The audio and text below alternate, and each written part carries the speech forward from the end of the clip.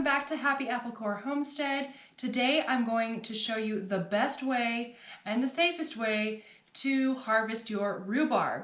So let's head on out to the garden and see what we have. Here we are in the rhubarb patch, and we are going to get some harvested up today.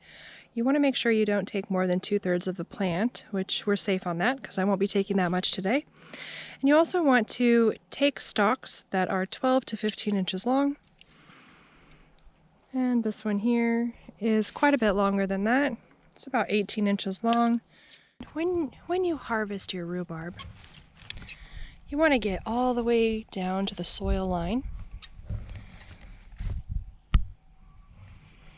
Right about here.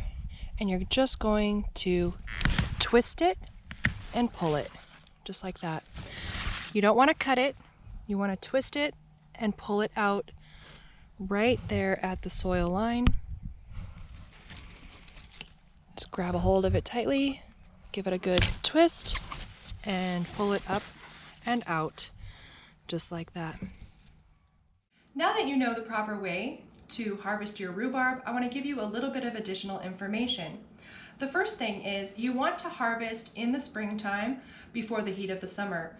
Once the heat of the summer comes on, the oxalic acid that is in these leaves starts to creep down into the stalks. That would make them unedible at that time. They also do tend to get woody over time, but the biggest issue is the oxalic acid.